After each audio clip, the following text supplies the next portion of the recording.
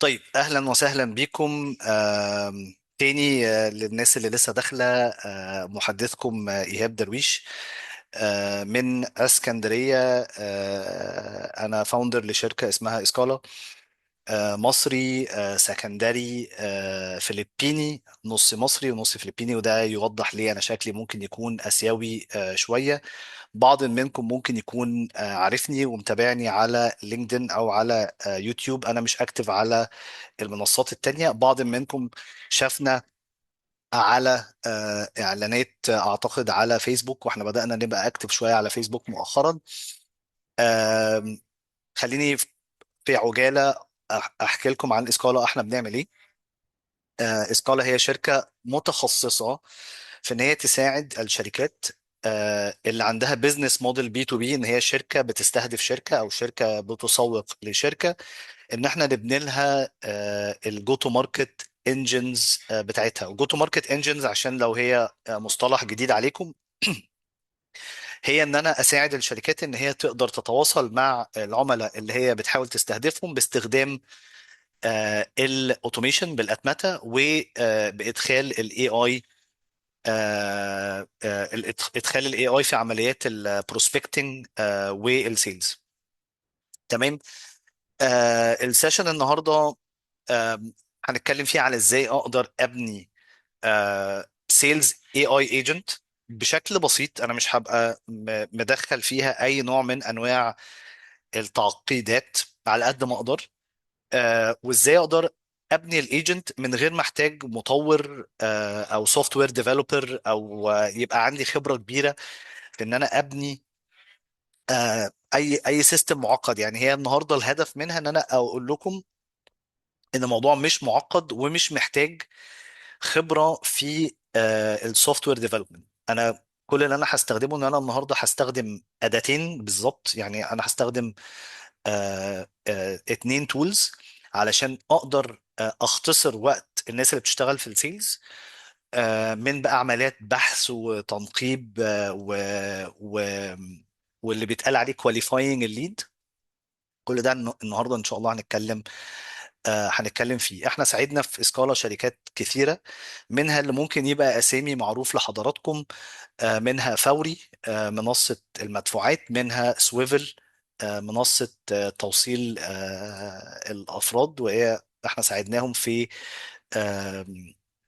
خدمة هم أطلقوها مؤخرا، وهي خدمة توصيل الموظفين. اشتغلنا مع منصات أخرى زي الكوتش، زي زين اتش ار، زي بيزات، زي بايت دوت كوم في الإمارات وغيرهم. فعندنا الحمد لله سابقة أعمال كويسة. والنهاردة جايين نحكي لكم عن جزء من اللي احنا بنقدمه وبنساعد بيه الأفراد وبنساعد بيه الشركات. تمام.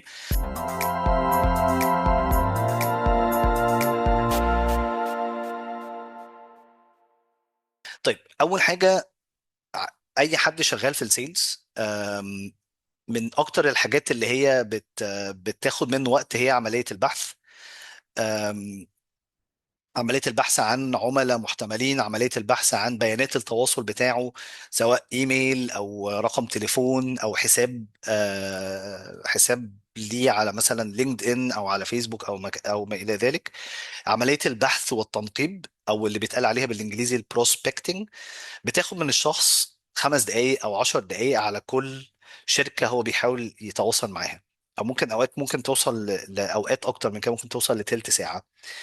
ودي من أكتر الحاجات اللي بتضيع وقت تيم السيلز. يعني فريق المبيعات دايما بيبقى في عملية مستمرة من البحث عن بيانات تواصل، وبيانات التواصل يتأكد إن هي آه، صحيحة جيدة، إن الشركة أو الشخص اللي أنا بحاول أتكلم معاه بي بي ماشي مع الاستهداف بتاعي. تمام. فدايما السيلز تيم عنده الازمه دي من عمليه بحث، كواليفيكيشن، ان انا اجيب بيانات التواصل بتاعه، ان انا اضيف بيانات الشخص ده على السي ار ام، واقعد اكرر العمليه دي ل 50 شخص. يعني انا عايز اتواصل مع 50 شخص، بقعد اكرر العمليه دي بشكل كبير. فخلينا نقول معدل كده، لو انا عايز اتواصل مع 50 شخص وهعمل عملية البحث والتنقيب بشكل مستمر، في 10 دقائق، فاحنا بنتكلم هنا في 500 دقيقة. احنا بنتكلم هنا في 10 ساعات. ال 10 ساعات دي وقت كبير جدا. لو قدرنا نختصره ونعمله في 15 دقايق، والوقت بتاع الشخص بتاع السيلز يستفاد بيه في حاجات تانية، ان هو يقفل الديل او يتابع مع العميل او كده، هتبقى حاجة ممتازة جدا. وده اللي الاي اي النهاردة بالتطور اللي حصل سمح لنا ان احنا نقدر نبني ايجنت او وكيل ذكاء اصطناعي يقدر يعمل عملية البحث ويكواليفاي الليد، ويتأكد ان هو بيماتش التارجت بتاعي. يجيب لي بيانات التواصل بتاعه، سواء ايميل او رقم تليفون او ما وما الى ذلك. تمام. وكمان ممكن يبعته لي في رسالة على واتساب او على سلاك. تمام. او حتى يقدر يروح ويتواصل مع الشخص على طول، يبعت له ايميل او يتواصل معاه على اللينكدين او ما شابه. تمام. احنا عشان بي تو بي شركه، تخصصنا البي تو بي، فهتلاقوا اغلب الامثله اللي انا بشرحها مياله تجاه مجال البي تو بي اكتر، يعني شركه بتبيع لشركه. ولكن طريقه بناء الايجنت تناسب ناس ممكن في مجالات اخرى. النهارده بس هنعرفكم على اداتين. الاداتين دول ممكن يساعدوكم ان انتوا تبنوا الايجنت بسهوله ويسر، وتوفروا وقتكم.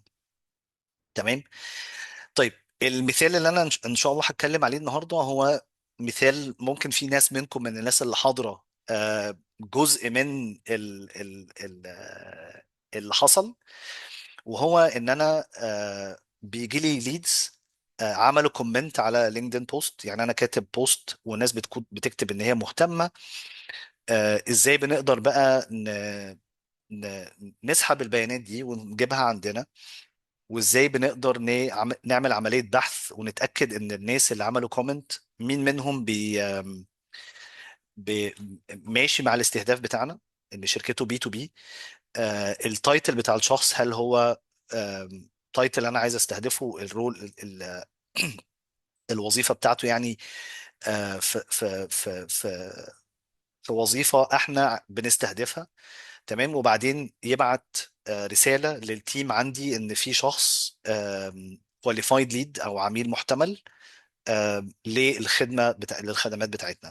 فهشرح ده النهارده ان شاء الله. تمام. بس قبل ما اشرح، خليني اجاوب على السؤال اللي بيبدر في او بيجي في دماغ ناس كتير، وهو هو يعني ايه اي اي ايجنت؟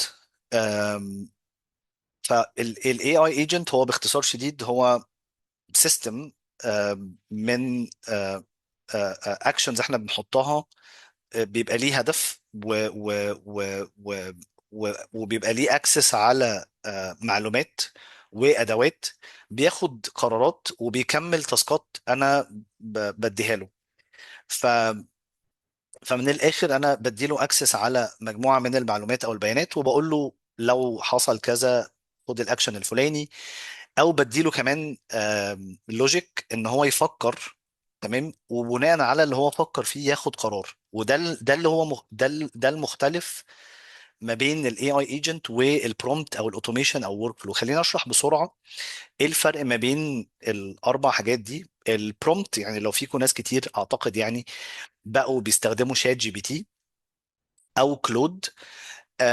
فالتيرمينال او الشات اللي انا بتواصل فيه مع الاي اي هي عملية محادثة. فأنا ببعت له تكست، ببعت له نصوص، وهو بيرد عليا بنص بناء على المحادثة بتاعتي أو السؤال اللي أنا بسأله له أو اللي أنا طالبه منه. الأوتوميشن هو إن أنا بحط سيناريو، لو حصل السيناريو ده بياخد أكشن على طول. يعني هو بس أنا حاطط أكشن هنا، لو حصل مثلا إن في الأكشن ده حصل ياخد أكشن تاني وراه. دي عمليه بيطلق عليها الاتمته او الاوتوميشن. ماشي. فمثلا في الحاله بتاعتكم حد ساب كومنت على البوست على لينكدين، فاول ما يسيب الكومنت احنا بنبعت له رساله: ابعت لي كونكشن عشان ابعت لك الانفايت. ده كده اوتوميشن. حلو. الورك فلو هو ان انا ابقى حاطط مجموعه من الخطوات. تمام. ورا بعض. تمام. فمثلا حضراتكم اتحطيتوا في اوتوميشن ورك فلو ان انت سجلت. ان انت سبت كومنت على البوست عندي على لينكدين، فبعت لك رساله اوتوميتد بتقول لك كونكت معايا عشان ابعت لك الرساله بالانفايت. فبعت لك الانفايت ده انت مليت فيه بياناتك، فحطيت حطيت اسمك، ايميلك، رقم تليفونك، وبعدين جالك تأكيد على الإيميل وجالك تأكيد على الواتساب، قال لك لو أنت عايز تأكد دوس هنا تأكيد. دوست تأكيد، جالك اللينك بتاع الإيفنت على الواتساب. وقبل الإيفنت بربع ساعة جالك تنبيه أو يفكرك إن أنت آه، ميعاد السيشن كمان ربع ساعة، أو يلا خش دلوقتي. كل ده ورك فلو، خطوة بتسلم خطوة بتسلم خطوة. المختلف ما بين الاي اي والاوتوميشن هو ان سوري، المختلف ما بين الاي اي ايجنت والاوتوميشن ان الاي اي ايجنت في بعض الخطوات ممكن يفكر. يعني ممكن اقول له بقول لك ايه، خش بص على الموقع بتاعه وشوف لي اذا كان هو شركة بتصنع او هي شركة بي تو بي او شركة بي تو سي، وياخد القرار بناء على هو بي تو بي او بي تو سي، ويوديه في مسار. ولو هو بي تو سي، يعني لو هو حاجة تانية يوديه في مسار تاني. فهو بياخد قرارات بناء على تفكير، ان هو فكر، خد حصل لوجيك. اللوجيك ده او التفكير ده ادى الى قرار هو بياخده. فده اللي النهارده الاي اي بقى بيسمح لنا بيه، ان هو تقدر تبني حاجة بتفكر وبتاخد قرار.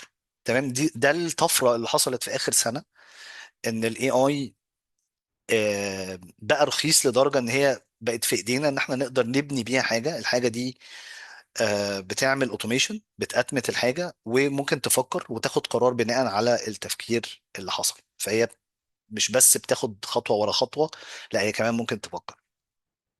تمام. طيب، الاي اي او الايجنتس شاطرين في ايه؟ شاطرين في ان هو يعمل ريسيرش سريع، يقدر يساعدك في ان انت تعمل عمليات بحث سريعه جدا. فاللي كان ممكن ياخد مني 10 ساعات قبل كده، اقدر دلوقتي بالاي اي اخليه يعمل عمليه بحث في 5 دقائق، في 10 دقائق. فالسرعه هنا بقت خطيره. اقدر استخدمه في ان هو يعمل لي كواليفاينج للليد، فيبص على الشخص اللي سايب الكومنت ويقول لي اذا كان الشخص ده آم، ماشي مع الاستهداف بتاعي ولا لا، بنسبه كام في الميه، يدي سكور ويقول لي ده كواليفايد او لا. يقدر يعمل مسار للليد، فلو الليد كواليفايد فيحطه في مسار، لو هو مش كواليفايد يحطه في مسار تاني. يقدر يعمل عملية انريتشمنت. الانريتشمنت بمعنى ان انا اضيف للمعلومات اللي عندي. فمثلا معايا البروفايل بتاعه، عايز اجيب عايز اجيب رقم تليفونه او ايميله، او عايز اجيب معلومة عن الشركة دي من الموقع بتاعها، فاقول للاي اي او للايجنت يروح يجيبها. تمام. ممكن اخليه سمرايز، يقول له خش بص على الموقع بتاعه وقول لي هم ممكن يكونوا بيبيعوا لمين، او مين العميل المثالي بتاعهم. فكل ده بيساعدني في ان انا اقدر اوفر وقت ومجهود. تمام. من ضمن الحاجات اللي انا بشوفها الاي اي مش اشطر حد فيها، هو ان هو يكتب personalized message، ان هو يكتب رساله مشخصنه للليد. يعني انا ببقى شايفه ان هو ممكن يكتب لي رساله، بس مش يعني بتبان برضو ان هي اي اي. بس في العمليات التانية ان هو يجيب لي معلومه، ان هو يتاكد لي من معلومه هو شاطر جدا فيها. لحد دلوقتي الاي اي او في وجهة نظري لسه ما وصلش لدرجة كبيرة من النضج ان هو يقدر يحاكي الانتليجنس بتاع البني ادمين. فما زالت كتابة الرسائل بشكل آدمي لسه فيها شوية، وانا في احساسي ان هو هيحصل. بس لحد دلوقتي انا ما بعتمدش على الاي اي ان هو يكتب 100% من الرسائل اللي انا ببعتها. تمام. طيب، أم، ازاي اقدر ابني الايجنت في ربع ساعه؟ ده البروميس اللي انا قلته لكم في اللاندنج بيج او في الاعلانات. أم، الكام خطوه اللي جايين دول هم الخطوات اللي احنا هنشتغل عليهم. اول حاجه انا عايز اقول، او انا احدد ايه الهدف اللي انا محتاجه من الايجنت. ايه المعطيات اللي انا هديها له، ايه الانبوتس اللي انا هديها له، ايه البيانات اللي انا هديها له، ايه المعلومات اللي انا هديها له، الكونتكست، ايه السياق بتاعي. ففي الحالة بتاعتنا أو في المثال اللي احنا هنتكلم عليه، السياق هو إن في ناس عامله كومنت على بوست عندي، وانا عايز اعمل عمليه بحث عن كل شخص واتاكد اذا كان هو كواليفايد عندي ولا لا. تمام. ايه الادوات اللي احنا هنستخدمها عشان ابني الايجنت؟ لان انا بخلي الايجنت ياخد اكسس على ادوات. فهتكلم على ايه الادوات اللي هو هيستخدمها، ايه الرولز، ايه الحاجه اللي هو هيقررها. انا عايزه يقرر اذا كانت الشركه بي تو بي او بي تو سي، او عايزه يقرر اذا كان الشخص صانع قرار فهو above the line، ايه اللي هو في الماركتنج اسمه ATL، above the line titles، اللي هو CEO او دايركتور او هيد او مدير قطاع او مدير عام او كده، ولا below the line فهو specialist او supervisor او team lead او كده. تمام. ايه الاوتبوت، ايه المخرج، ايه المخرج اللي انا عايزه منه، فشكل المخرج انا عايزه بيبقى عامل ازاي. وبعدين بتست، بجرب اللوجيك اللي انا حطيته بشكله كويس ولا لا، مطلع لي مطلع لي بيانات ماشيه مع اللي انا عايزه ولا لا. وبعدين خلاص لو عملت التستنج ولقيته مرضي بالنسبه لي، لو جربته على 10 مثلا لقيته كويس، خلاص ببدأ بقول له بقى اعمل لي ده على الألف ليد اللي مثلا عملوا كومنت عندي. تمام. فالفلو النهارده اللي هشرحه هو ناس سايبه كومنت، ببعتها على تيبل، على أداة اسمها كلي هتكلم عليها، دي من ضمن الأدوات. وبعدين بعمل ايجنت باستخدام حاجة اسمها كلي جنت، ودي الأداة اللي جوه كلي اللي بقدر أبني بيها ايجنت بسرعة. تمام. وبكواليفاي ليد، وبعدين بقول الليد ده كواليفايد للسيرفيس عندنا مثلا، والليد ده كواليفايد للكورس اللي احنا بنديه مثلا. وبعدين بنجيب بيانات الشخص، وبعدين انا عايز ابعت البيانات دي على رسالة سلاك للتيم عندي يبدأ يتواصل مع الليد. تمام. ده الفلو اللي احنا عايزين نبنيه. تمام. فخليني اوريكم بسرعة كده. النهارده في ناس منكم سجلت في الويبينار من البوست اللي شافته على لينكدين. فاحنا عملنا من 3 ايام تقريبا اعلان بوست ان يا جماعه احنا عاملين الويبينار ده وهيعمل واحد اتنين تلاته، وجالنا كومنتات كتيره على هنا. فانا عندي 1400 كومنت تقريبا، احنا مكومنتين على نصهم، فتقريبا دول 700 ليد، 700 شخص ساب كومنت ان انا مهتم.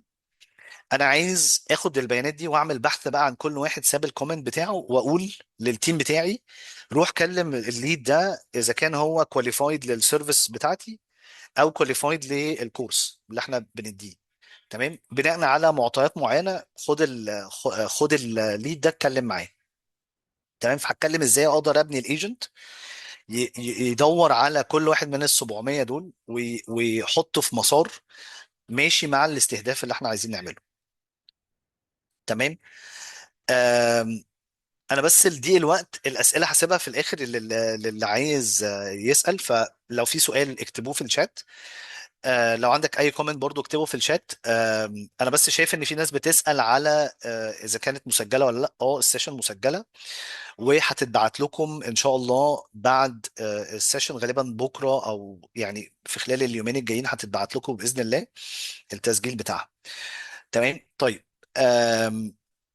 ايه الداتا اللي هحتاج اديها للايجنت في الكيس بتاعتي؟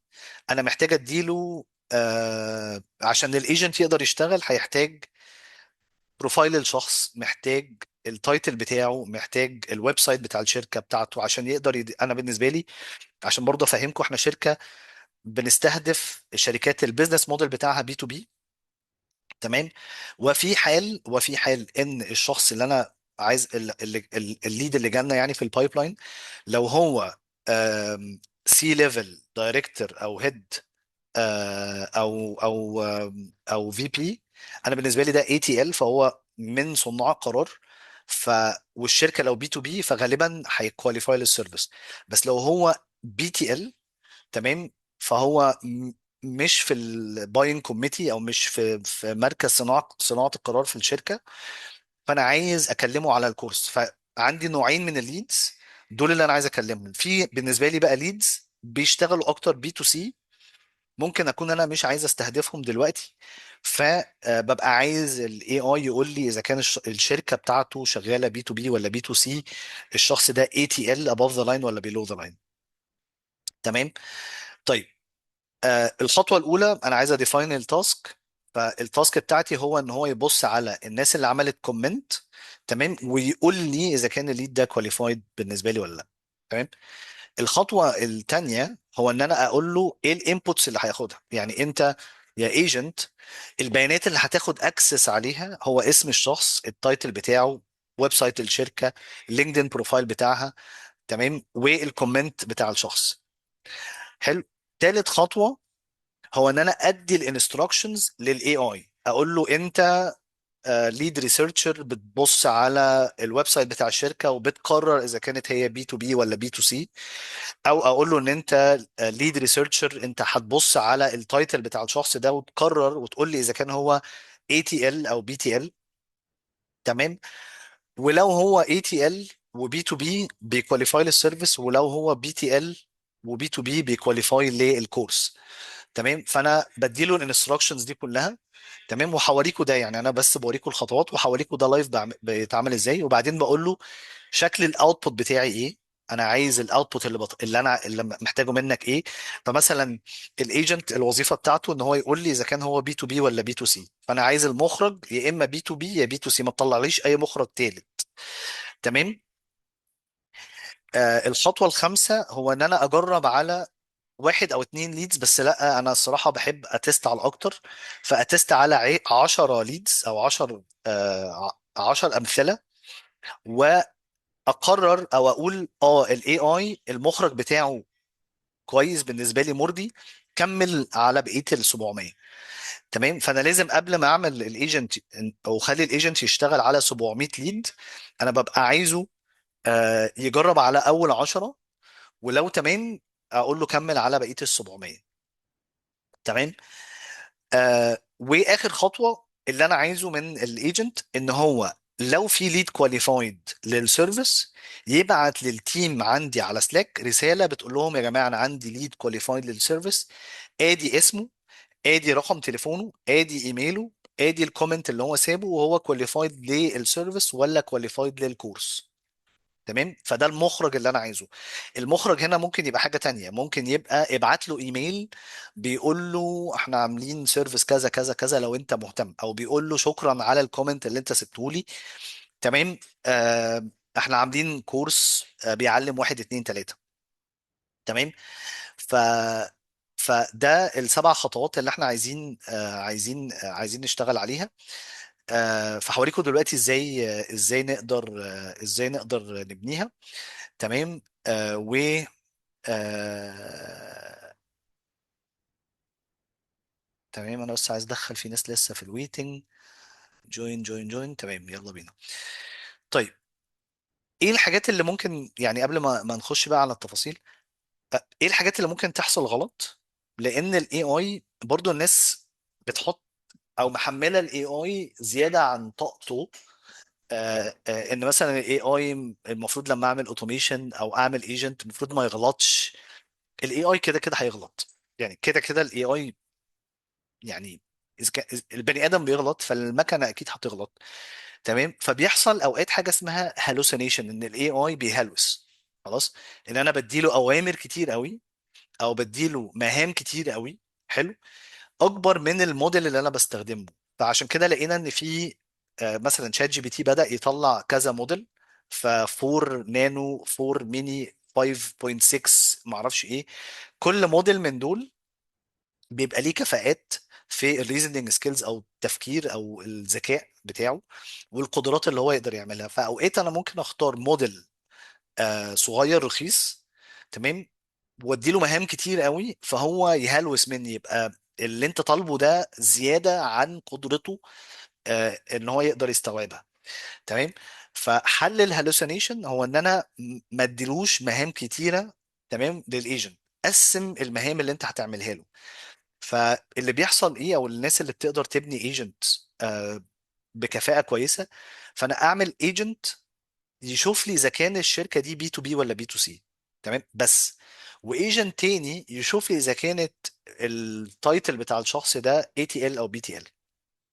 تمام. ده ايجنت تاني. ايجنت تالت يكتب رسالة لو هو كواليفايد للسيرفيس وايجنت تالت يكتب رساله لو هو كواليفايد للكورس. تمام. فهنا انا بعمل فصل ما بين المهام، وبقول له بقى في حال ان هو السيناريو كذا اعمل الفلو الفلاني، في حال ان هو السيناريو كذا اعمل السيناريو الفلاني. تمام. حاجة تانية برضو بشوفها ان انا ببقى عايز اوتوميت بزيادة. يعني ايه؟ ايهاب، انا شفت ان قالوا ان انا اقدر اعمل اي اي ايجنت يستبدل السيلز تيم عندي كله، بايجنت بيعمل كل حاجه بقى. بقى بيعمل البحث، بيتاكد الليد ماتشنج معايا ولا لا، بيبعت له ميل، لو ما ردش على الميل يبعت له لينكدين، لو ما ردش على لينكدين يتصل بيه، لو ما اتصلش كمان يومين. كل ده الاوتوميشن بتاعه تقدر تعمله. مش هقول لك انك ما تقدرش تعمله، بس انت صعب ان انت تعمله من اول مره. انت محتاج تعمل السيناريو بتاع كل حاجه، وتبني المخطط او الفلو قطعه بقطعه. والموضوع ده مش سهل على فكره يعني يا جماعه. ان انا استبدل بني ادم كامل ليه مخ وليه كيان وليه قدرات وبيشوف وليه عينين وليه ودن وليه خبرات كل ده عشان اخلي الاي اي يستبدل كل حاجه هو بيعملها. يعني انا شايف ان ده لسه يعني ما تحققش بكفاءه كبيره. احنا في السكه ليه؟ مش هقول لا، بس عشان انا اوتوميت انا محتاجه اوتوميت حته بحته. يعني ريسيرش اوتوميته، ابنيه. تمام. بعدين اروح للخطوه اللي بعدها. مش هاوتوميت كل حاجه التيم السيلز بيعملها بتكة زرار او بسكريبت. فده مش مش دارج قوي.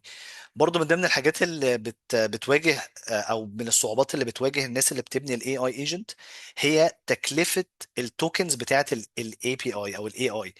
انا بستخدم كلود او بستخدم شات جي بي تي، بستخدم موديل الريزنينج سكيلز بتاعته عالية قوي، فبيبقى غالي، فبيكلفني كتير. برضو دي من ضمن الحاجات اللي هي بتواجهنا، هو ان انا بختار موديل ممكن يكلفني كتير قوي، ممكن يخسرني.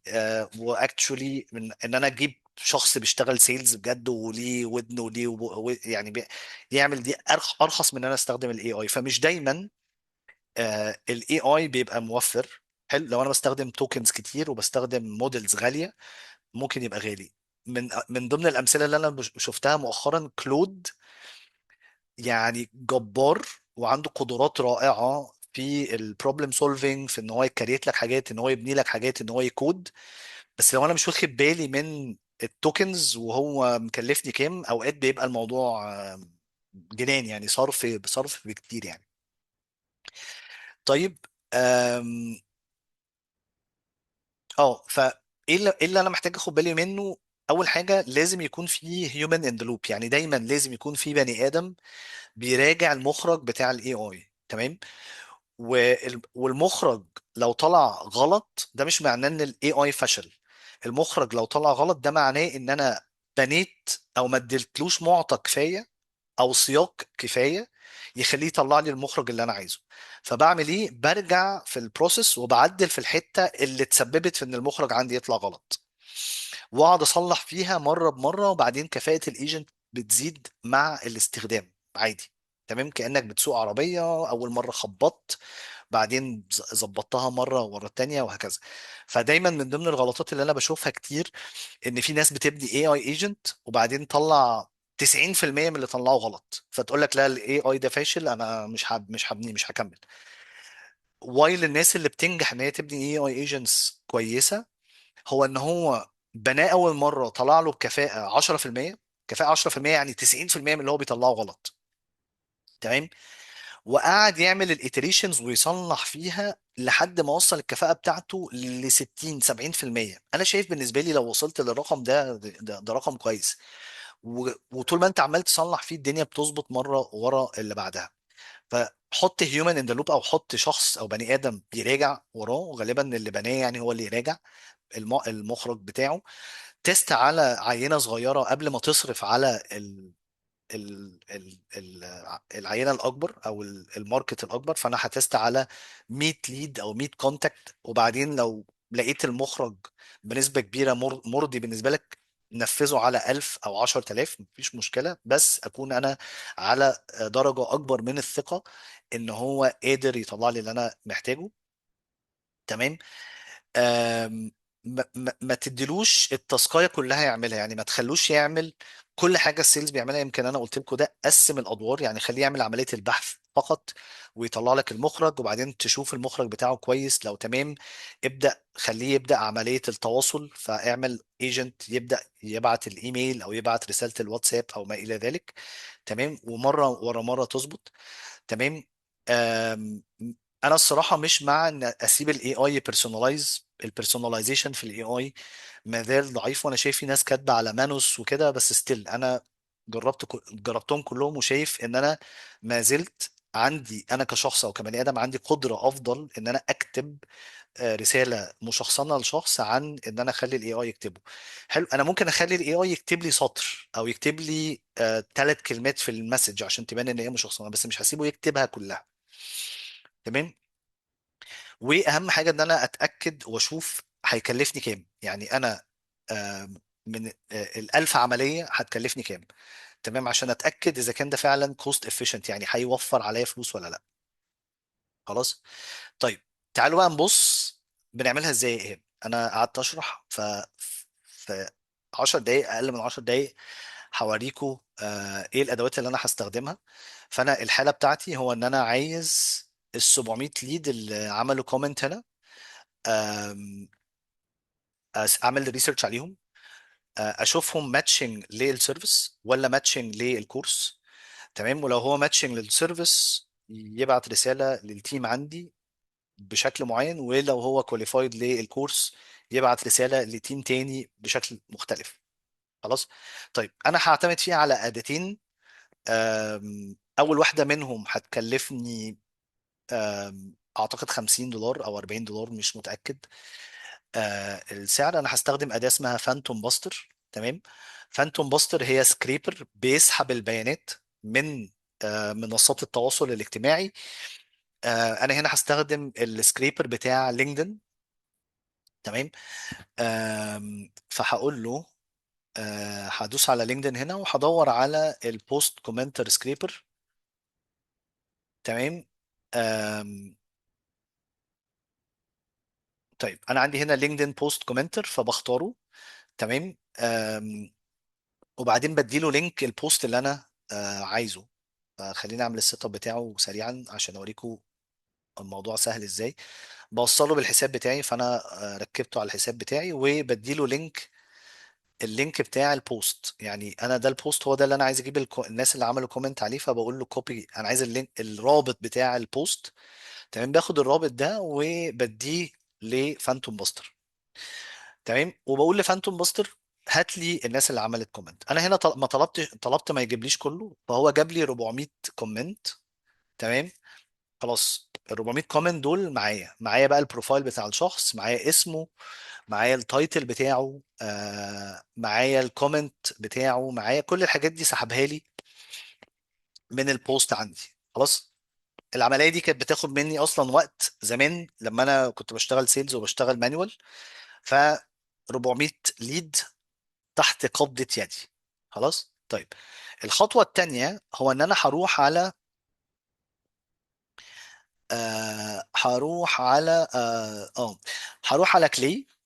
دي الأداة التانية، وهنا أنا مش محتاج أدفع لكلي. كلي ممكن بالأداة المجانية بتاعته تقدر تعمل الايجنت بتاعك.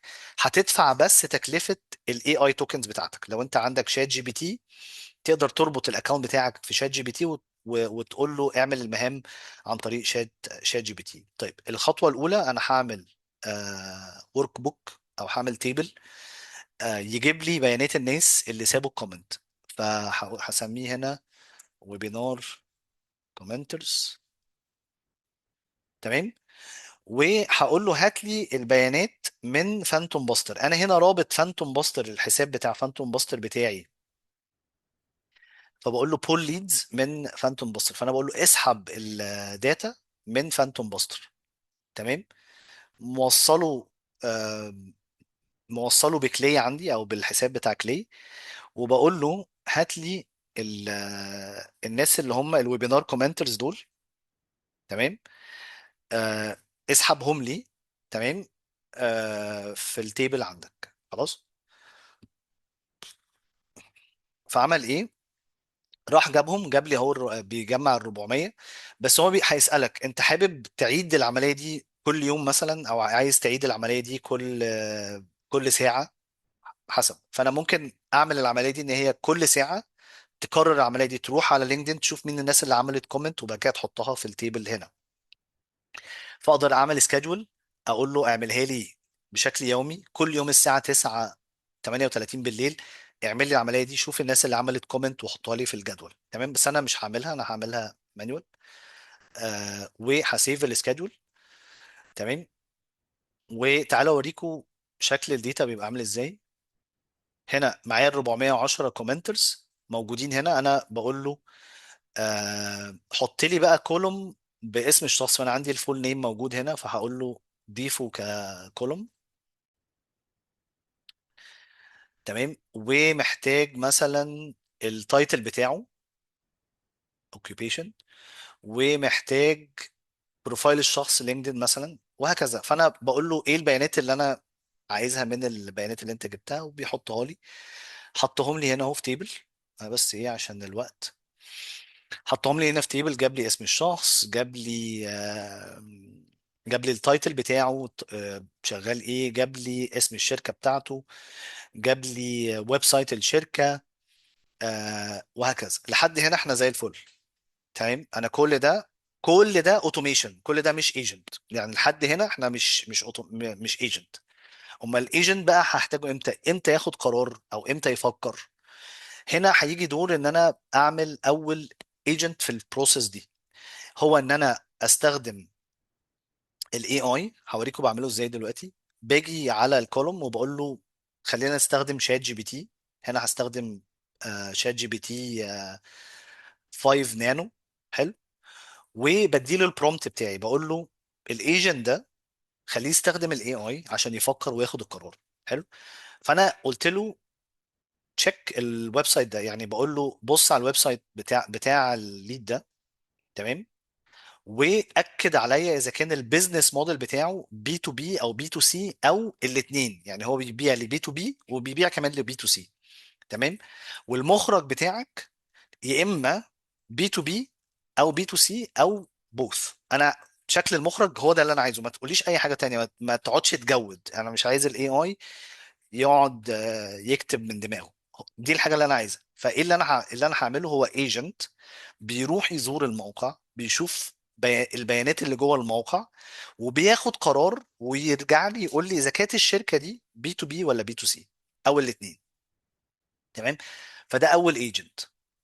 تمام. فهو راح جاي مطلع لي النتيجه اهي. انا جربتها على اول 10، انا مش هعملها على ال 400 عشان قلت لكم انا عايز اعمل التجربه على 10، على عينه صغيره. ولو النتيجه مرضيه ابدا اوسع واعملها على ال 1000 شخص اللي انا عايز اعمل عليهم الايجنت عشان التكلفه. تمام. طيب، تاني ايجنت انا عايز اعمله، ما انا قلت لكم بقى انا مش عايز اديله مهام كتير، انا عايز ادي ايجنت يخش على الموقع ويرجع لي بنتيجه.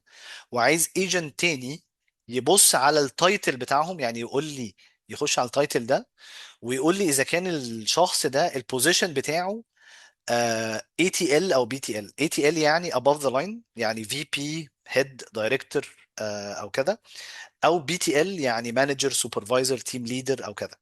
خلاص.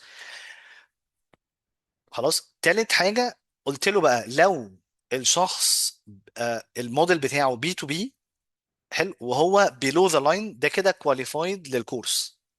ولكن لو هو بي تو بي بس الشخص ده above the line، يبقى الليد ده كواليفايد للسيرفيس. تمام. فزي ما انتم شايفين هنا خد القرار ان الليد ده كواليفايد للكورس، الليد ده كواليفايد للسيرفيس. تمام. وبناء عليه باخد بقى قرار، هات لي ايميله، هات لي رقم تليفونه. بس انا مش هحط ارقام التليفونات هنا عشان سرية البيانات، ولكن في ادوات تقدر تجيب لي من جوه كلي رقم تليفون الشخص لو موجود على الداتابيزز. تمام.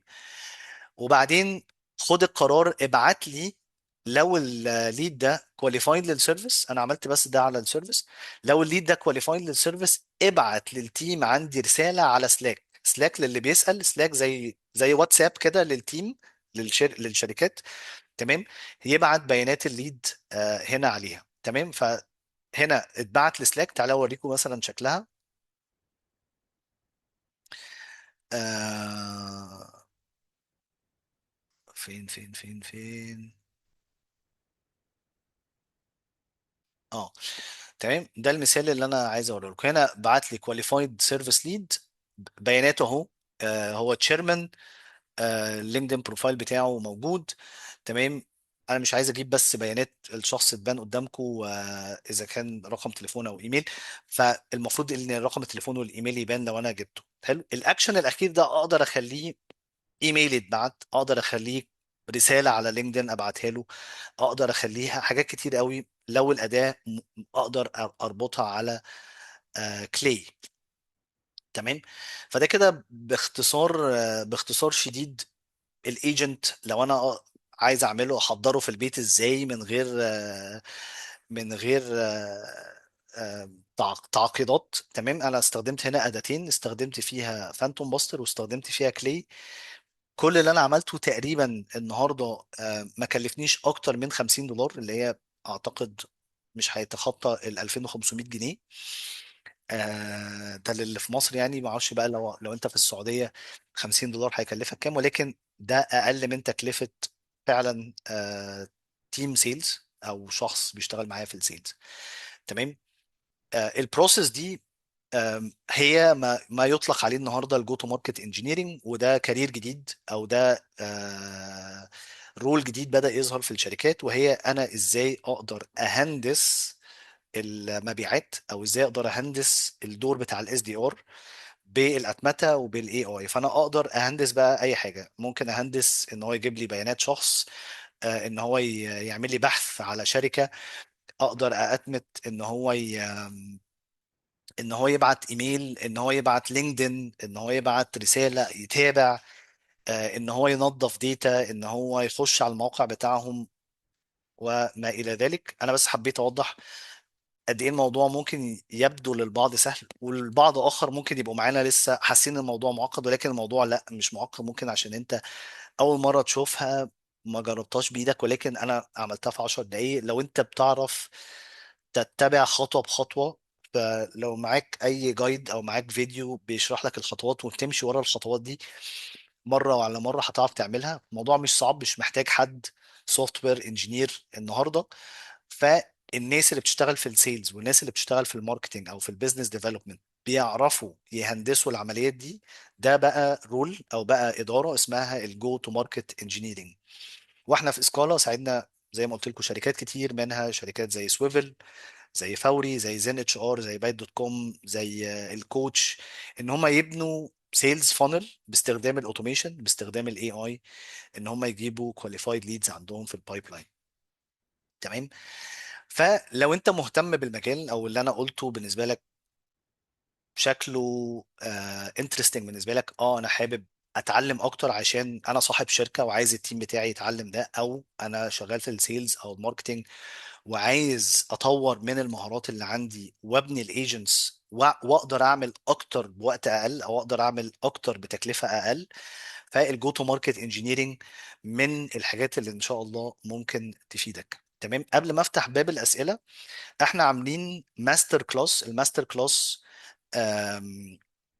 هو جو تو ماركت انجينيرنج ماستر كلاس، ده اللينك بتاعه.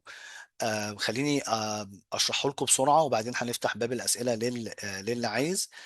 آم، هبعت لكم اللينك كده كده على الشات. آم، طيب لحظه. ميتنج جروب. طيب اللينك اتبعت لكم في الشات. آم، احنا هنا بنشرح فيه كل حاجه عن الجو تو ماركت انجينيرنج. فمقدمه عن هي ايه الجو تو ماركت انجينيرنج، ايه الادوات اللي بنستخدمها، تكلفه الادوات ايه لو انت معاك صفر بادجت، ايه الادوات اللي هتستخدمها، لو انت معاك بادجت كبيره معاك $300 ايه الادوات اللي تجيبها، لو معاك $1200 برضو ايه الادوات اللي ممكن تجيبها. وهنشرح فيها ايه الاستراتيجيز اللي احنا استخدمناها مع شركات كتير. ممكن بقى اسامي ممكن تبقى معروفة للبعض وللبعض لا. اشتغلنا بيها في السعودية، في الامارات، في امريكا، في يو كي وغيرهم. زي ما قلت لكم انا ايهاب درويش، انا من الناس اللي بتتكلم في المجال ده في مصر.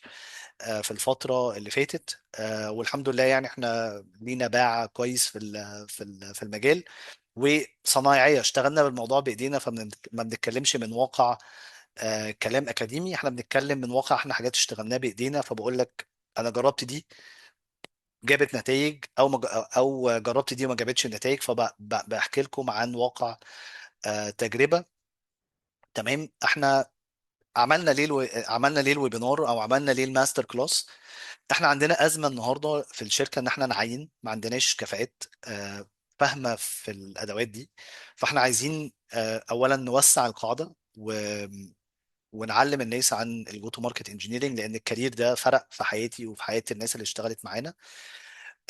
دي حاجه. تاني حاجه، احنا السيرفيس عندنا ممكن تكون غاليه على البعض، ففتحنا الباب ليه ان احنا نسجل احنا بنعمل ده ازاي، فللناس اللي مش قادره تستخدم خدماتنا بشكل مباشر ان هي تلجأ للكورس وتفهم احنا بنعمل ده ازاي وتعمله بنفسها. تمام. طيب ايه اللي جوه البروجرام؟ اللي جوه البروجرام هو 13 موديول. من اول بقى ازاي بحدد العميل المثالي للشركه، ازاي احدد الاوفر للشركه، ايه الادوات اللي هستخدمها، ازاي ابني قوائم باستخدام بقى السكريبنج تولز، سواء بفانتوم باستر، ابولو، او سيلز نافيجيتور، او كلي، او غيرها. فهنتكلم على الاستراتيجيات بتاعت بناء القوائم بشكل مفصل. ازاي تعمل ديليفرابيلتي عالي على الايميلز، دايما الناس بتشتكي الايميلز بتروح في السبام. طب ازاي ابني سيستم الديليفرابيلتي بتاعته كويسه، ازاي اكتب الرسائل، سواء بقى رساله لينكدين او ايميل. دول القناتين الاكتر اللي احنا مركزين عليهم.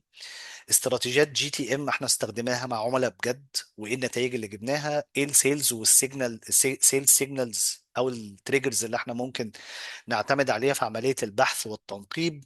أهمية المالتي تشانل، أهمية إن أنا أبعت في قناة، ولو ما ردش عليا أتفاعل معاه على قناة تانية، زي الإيميل واللينكدين واتساب، فون كول أو كده.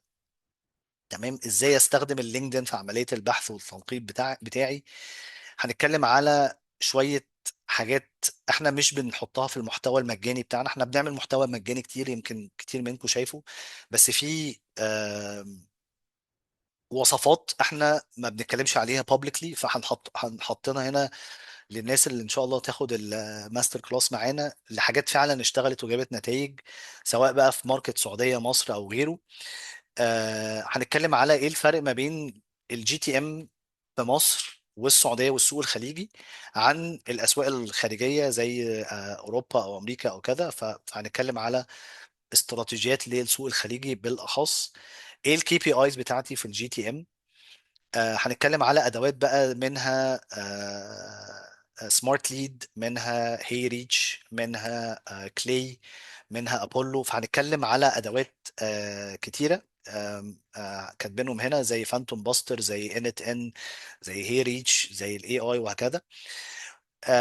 دول الموديولز المسجله، لان الكورس مسجل مش لايف. وجات لنا شكوى ان الكورسات المسجله مش احسن حاجه، احنا بنحتاج نتفاعل مع المدرب. فعملنا سيشن اسبوعيه لايف، يعني انت هتاخد ال 16 موديول دول، هتتفرج عليهم وقت ما تقدر. وكل يوم خميس الساعه 4 ل 5 مثبتين الميعاد، بنعمل فيها لايف سيشن. بخش فيها بجاوب على اسئله الحضور، او بنجيب جيست سبيكر من الجي تي ام كوميونتي. يعني احنا في واحده من السيشنز جبنا الجو تو ماركت انجينير في فانتوم باستر، في سيشن تانية جبنا البرودكت مانجر لتول كبيره جدا اسمها سمارت ليد. ومعانا ناس قويه جدا في الكوميونتي بتحضر معانا، هتستفاد بوجودك جوه الكوميونتي وهتتعلم منهم. فعاملين اوريدي ده. هنديك اكسس على التمبلتس بتاعتنا بتاعت الايميلز واللينكدين اللي احنا بنستخدمها. هنديك اكسس على برومتس والجي بي تيز بتساعدك في كتابة الايميلات بتاعتك واللينكدين مسجز. عندك اكسس على اللايف سيشنز زي ما قلت لكم كل اسبوع. وهنديكوا بقى حاجة قوية جدا، وهي داتا للاي كوميرس، المتاجر الالكترونية، وهو اكتر من 100 الف متجر الكتروني في مصر والسعودية والامارات. فيها بيانات المتجر، فيها عدد الزوار، فيها الموقع بتاعهم، رقم الواتساب بتاع الشركة، وبيانات تانية زي المنصة اللي بيستخدموها، بيستخدموا زد ولا سلة ولا شوبيفاي أو كده. هنبعت لكم داتا فيها الشركات اللي حصل فيها استثمار في آخر فترة. هنديكوا داتا برضو ليه معروف في اللي هي المتاجر الإلكترونية في السعودية، في منصة اسمها معروف دوت اس اي، للناس اللي بتشتغل في السوق السعودي عارفاها. فيها بيانات لمتاجر احنا اوريدي حاطينها ومرتبينها، فتقدر تفلترهم بشكل سريع، تقدر تجيب بيانات التواصل بتاعتهم بسرعة. كل ده هيكون بشكل مجاني. الداتا دي قيمتها تعدي $800، انا مش ببالغ. احنا حاطينها لكم جوه الماستر كلاس. تمام؟ طيب، كل ده سعره كام يا ايهاب؟ سعره $211، او لو هتدفع بالمصري هيكون 10000 جنيه. ده السعر. وضيف على ده ان احنا عاملين ضمان على المحتوى وعلى الفايدة اللي هترجع لك. فلو انت في خلال اول اسبوعين ما حسيتش بفايدة او ما حسيتش بقيمة اللي انت خدته، تقدر تسترد فلوسك. آه، بس قول لنا بس السبب، واحنا بنرجع لك الفلوس. فاحنا اهم حاجة ان انتوا تستفادوا. دول امثلة لخريجين اتخرجوا من الماستر كلاس بتاعنا. اهمهم اسامي ممكن تكون عدت على حضراتكم. اغلبهم اشتغلوا كجي تي ام اوبريتورز في مصر او بره مصر. يمكن اهمهم مثلا منار منصور، هي الجو تو ماركت هيد في فوري. معانا ناس اشتغلت في شركات بره مصر زي احمد الزناري، فورك موشنز وغيرهم. فممكن تطلعوا على الناس اللي اتخرجت معانا. احنا فخورين بالكوميونتي بتاعنا، اقوى كوميونتي في الجو تو ماركت موجود في الميدل ايست. وموجودين في كذا دولة. يعني الحمد لله الجراديويتس بتوعنا اكتر من 12 دولة. آم، بس المفاجأة بقى ان احنا عاملين لحضراتكم للي لسه قاعد معانا. احنا معانا 100 170 واحد لسه قاعد معانا، وده مؤشر كويس ان انتوا حاسين بفايدة من اللي احنا قلناه. فكمكافأة لان انتوا استحملتوني كل ده، احنا عاملين اوفر. الاوفر ده هيخلص آه الساعة 11:59 منتصف الليل، يعني النهاردة. يعني معاك 30%. ال 30% دول يساوي آه، اعتقد 3000 جنيه. تمام؟ فهتقدر توفر 3000 جنيه بس لو انت خدت قرار ان انت تشارك معانا وتساين اب في خلال الساعتين الجايين. خلاص. هتستخدم البرومو كود ده جي تي مينا 30. تمام؟ هتنسخ الكود، هتدوس هنا تنسخ الكود، وبعدين تدوس على استخدم الكود، هياخدك على رابط الدفع. عندك اوبشن انك تدفع بانستا باي وتبعت البرومو كود على الواتساب اللي هتلاقوه جوه، او تدفع من بره مصر بالفيزا او بالماستر كارد وتستخدم الكود، او تدفع فودافون كاش وتبعت لنا البرومو كود في رسالة على الواتساب، او من جوه مصر هتدفع بالكروت دي من هنا. فالاوبشنز دي كلها موجودة. آم، بس كده يعني. حبيت ما اطولش عليكم عشان الوقت. انا عارف ان احنا كنا مدينكم ساعة. هسيب باب الأسئلة للحضور، فهاخد ممكن اخد 10 دقايق من الأسئلة بتاعت حضراتكم للناس اللي معانا. كده كده هسيب لكم اللينك عشان برضو في ناس بتسأل. اللينك هسيبه لكم في الشات الآن، وناخد أسئلة. فسريعا كده ناخد من تحت. هل يمكن استخدام ال AI agent كشات بوت على الواتساب او الفيسبوك للرد على العملاء وحجز مواعيد العيادة الطبية؟ ينفع يا سهى، ولكن الادوات اللي انا اتكلمت عليها مش افضل ادوات تساعدك في ده. انصح بان انت تتبعي ادوات زي جو هاي ليفل، بس ده مش متغطي في الكورس. فالسياق بتاعك مش متغطي معانا في الماستر كلاس او في الحاجات اللي احنا اتكلمنا فيها. سلمى بتقول الحقيقة المفروض قلت كله نظري، مفيش عملي غير. ماشي. سلمى بتقول الحقيقة المفروض قلتوا ان السيشن هتشرح عملي ازاي نعمل ال AI agent، وده ما حصلش، كله نظري مفيش عملي غير جزء واحد. سو باد اكسبيرينس ده مجرد اعلان للكورسات بتاعتكم خالص. انا وريتكم خطوه بخطوه ازاي بقدر اعملها. فبتاسف لك لو انت ما حسيتيش بالفايده يا سلمى. آم، مصطفى محمد، مساء الخير. كنت عايز اسال سؤال بس. انا دلوقتي عندي شركه بتقدم خدمات ديجيتال ماركتنج وسوشيال ميديا مانجمنت. عايز اعرف الكورس هيفيدني اقدر اجيب منها كواليفايد ليدز، ومش بس كده، اقدر اعرف اجيب للعملاء اللي شغالين معايا انا كشركة. هيفيدني في ايه؟ 100% مجال الشركات الايجنسيز، سواء ديجيتال ماركتنج او سوشيال ميديا مانجمنت، دي من افضل الامثله اللي احنا ممكن نساعدها. فالسيستمز دي او الكورس هيوجهك ازاي تقدر تبني ايجنتس، او ازاي تبني ورك فلوز تجيب لك ليدز للماركتنج ايجنسي بتاعتك. منها بقى ازاي ادور على شركات عملت انستوليشن للتيك توك بيكسلز او الفيسبوك بيكسلز، ومنها يبقى ده السيجنال والتريجر بتاع ان انت تتواصل معاها. ازاي تجيب بيانات التواصل لصناع قرار وتكلمهم. آه، ميرام بتسأل مفيش خصم؟ في خصم، يعني احنا اوريدي حطيناه. ولو في اي حد منكم قدر ان هو يجيب ريفيرال، ممكن يبقى فيه خصم اضافي حسب بقى عدد الناس اللي هو قادر يجيبهم. دارين أسامة، تكلفة الأدوات، لو عايزة سيستم أوتريتش من خلال لينكدين، واتساب، كولز، إيميلز. آه، مش لكل عميل، عشان أعرف وقفت مع كل عميل في أنهي نقطة بالظبط، وأعرف إيه المشكلة وليه مش قادر ياخد قراره، والايجنت يعمل كلوزنج، فولو اب تو كلوزنج ديلز. بصي، التكلفه، يعني انت بتقولي البادجت بتاعتي ايه، واحنا ممكن نقول لك ايه التولز اللي ممكن تستخدميها بناء على البادجت بتاعتك. لان انا ينفع ابني حاجه تكلفني $30 $50، وممكن ابني حاجه بتعمل نفس الحاجه بس بعمق اكبر، تكلفني 500 او $1000. فالموضوع يعني زي كده لو سألتك انا عايز اشتري عربية اشتريها بكام. فالموضوع واسع و... وما بيتسألش كده يعني. فما اقدرش اديكي تكلفة، ولكن احنا في الكورس موضحين ايه البادجتس اللي هحتاجها لو انا معايا زيرو بادجت، لو معايا $300، لو معايا $1000 او كده.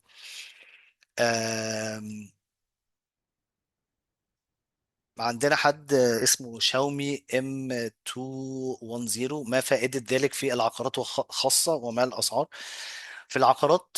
لو احنا بنتكلم على عقارات تجارية يفيد، فأنا هحتاج أتواصل مع براندات، أو محتاج أتواصل مع صناع قرار أو إدارة مشتريات، عشان إما يأجروا أو يشتروا وحدات تجارية أو ما إلى ذلك. في في الفيلد بتاع الريل استيت، احنا ما عندناش باع فيه الصراحه. يعني احنا مش افضل حد يقول لك ايه الجو تو ماركت بليز اللي نقدر نستخدمها، ولكن هبعت لكم فيديو على اليوتيوب دلوقتي بيشرح. لان انا كان جالي مثلا مكالمه من حد في بالم هيلز، وانا ما كنتش كواليفايد بالنسبه له، بس قلت لو انا اشتغلت معاهم هدور على ليدز ازاي.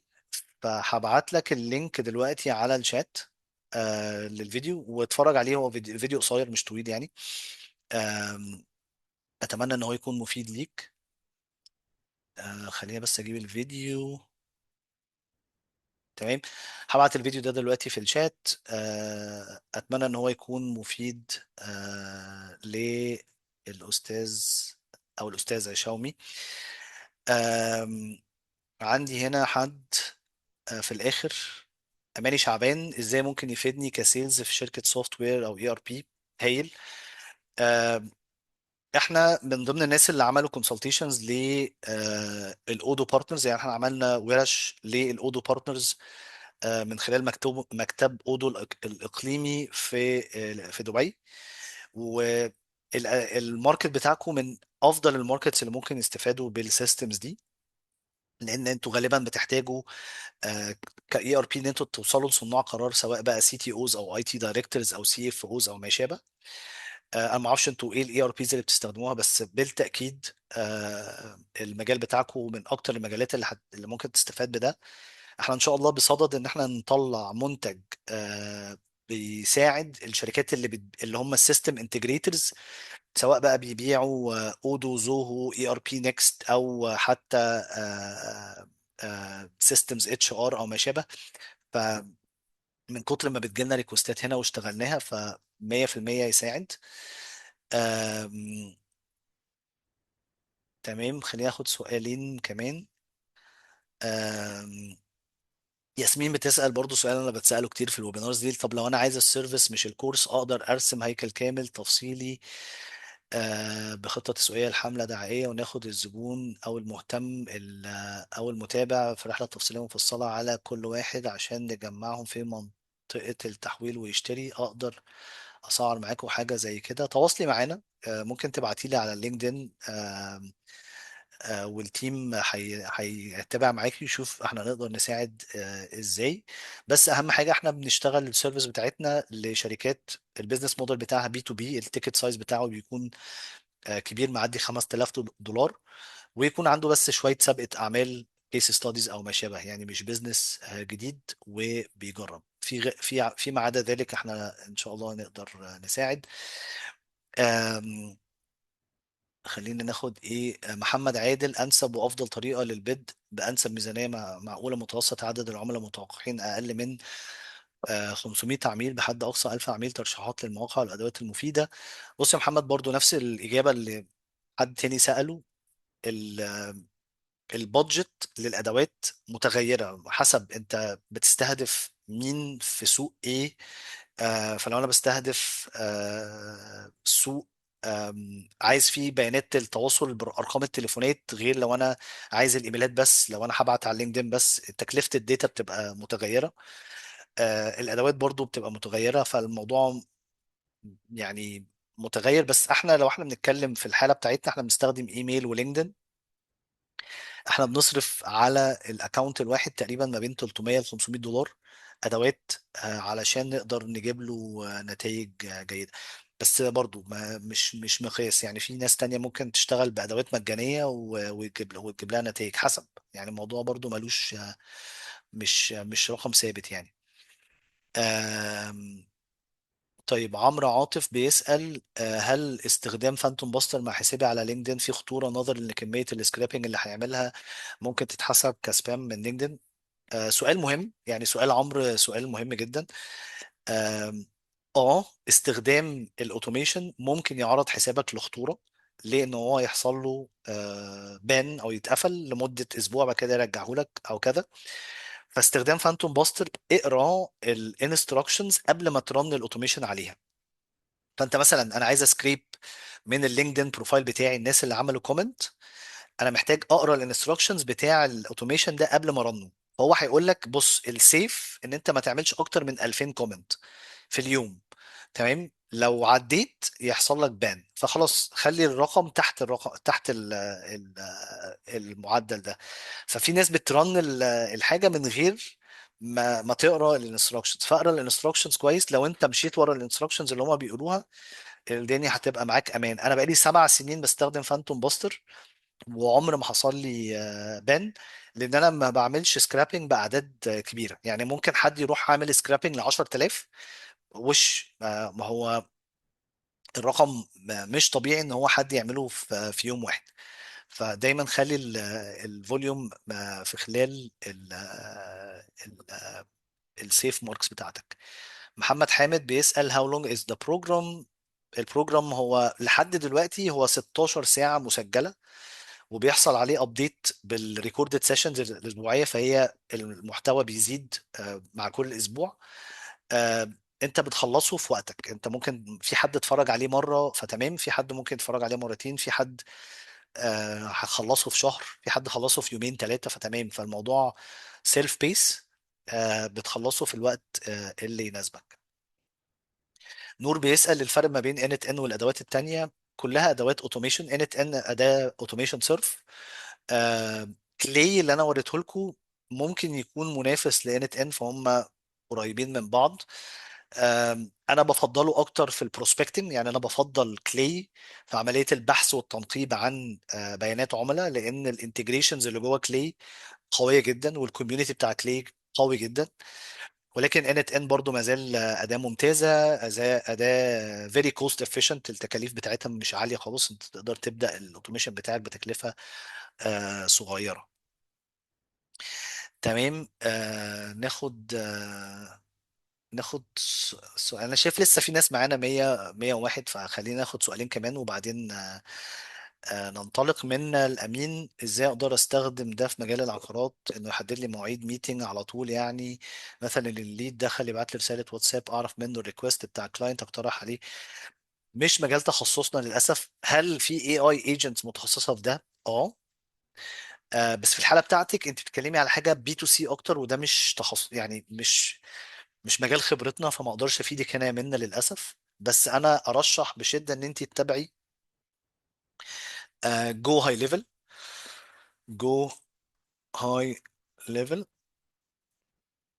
خطير، اعتقد تكلفته $97، تقدري تبني بيه الايجنتس وتعملي اوتوميشنز جوه الواتساب، شبه كده اللي انا عملته معاكم. يعني انتوا النهارده جالكوا التاكيد للويبينار بميعاد، بمتابعه غالبا. يعني انا بديكوا توقعات ان غالبا بعد ما السيشن ما تخلص بكره هيجي لكم اوتوميتد مسج بالريكوردنج بتاع السيشن، فعشان في ناس بتسال على الريكوردنج فهيجي لكم ده. تمام. وفي ناس من التيم هتتابع معاكم وتاخد فيدباك عن الكورس، عن الويبينار، وممكن يتابع معاك يحاول يبيع. يعني فاحنا عاملين الويبينار ده عشان نفيدكم، لو انتوا استفدتوا احنا برضو بنبيع منتجات وخدمات. ف يعني لو انتوا محتاجين مساعدة احنا ان شاء الله هنتواصل معاكم يعني. تمام. حد بيسأل اوبو سي بي اتش 2711، بيسأل لو يقدر يعمل لي حملة للفنادق ويسوق شغلنا. اه، لو التسويق اللي انت بتتكلم عليه بي تو بي، يعني انا عايز مثلا عندي في الفندق عندي قاعة مؤتمرات، فعايز اسوق عليه ان هو ابعت حملة ايميلات او لينكدين تيم المشتريات في الشركات، او يعملوا ايفنت عندي او كذا. هيبقى ممتاز. او ان انا اسوق للشركات ان هو ياخد ريت افضل للناس اللي مثلا هي شركة تدريب فبتجيب مدربين فبتسكنهم، فبيبقى محتاج ياخد منك ريت لان هو كل شهر بيجي له مدربين فعايز يسكنهم عندك. لو ده التسويق اللي انت بتتكلم عليه يساعد. تمام. هاخد اخر سؤال وبعدين اتكل على الله. آم... طيب. آه... خليني اخد سؤال من النص كده.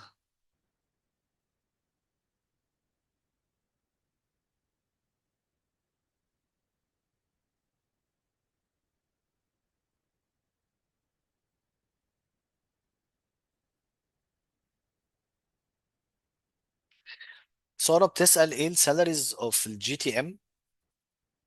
برضو متوقف على الماركت. بس متوسط السالاريز للجي تي ام في ماركت زي امريكا، السالاري بتاعه في السنة اعتقد هو بيبقى مثلا من 3 ل $5000 في الشهر. فما اعرفش بقى في السنة كام. ده الرينج بتاعه لو هو لسه في الاول يعني. اوروبا والماركتس القريبه ممكن يبقى اقل شويه، ممكن يبقى ما بين 2000 ل 3 4 $3000. السعوديه ممكن 1000 ونص دولار، 1000 ونص دولار، حاجه في الرينج ده. مصر يعني بعافيه شويه، بس احنا بنتكلم ممكن يبقى مثلا من 300 لو هو جونيور قوي ل 500 لل $1000، حسب برضو انا متخصص في ايه، في مجال ايه او كده. فملوش بنش مارك، بس هو من الكاريرز اللي طالعه بقوه شديده يعني ومطلوبه في السوق. تمام. بس كده يعني. اتمنى ان انتوا تكونوا استفدتوا. اتمنى ان انتوا تكونوا لقيتوا اللي انتوا بتدوروا عليه. بتأسف للناس اللي ما حسيتش ان المحتوى كان مفيد ليها او حست ان هي ضيعت وقتها، فعذرا يعني. احمد اسامه، انا شايفك رافع ايدك. انا للاسف مش هينفع ان اون ميوت، فممكن تتواصل معايا بقى على اللينكدين لو عايز تسال او كده. اخر حاجه انا ببعت لكم اللينك تاني. البرومو كود معاكم لحد اخر اليوم. اشكركم. تابعوني بقى على لينكدين، انا هفضل موجود. ان شاء الله كل فتره هنعمل فعاليات شبه كده، فلو انتوا لقيتوا المحتوى مفيد، شير، لايك، سبسكرايب، انلايك، ديسلايك، الحاجات دي كلها. بس يعني شوفونا، شوفوا المحتوى بتاعنا ان شاء الله يعني يكون مفيد. اشوفكم على خير، هنبعت لكم الريكوردينجز باذن الله. والسلام عليكم ورحمة الله وبركاته. شكرا. شكرا يا شباب، شكرا.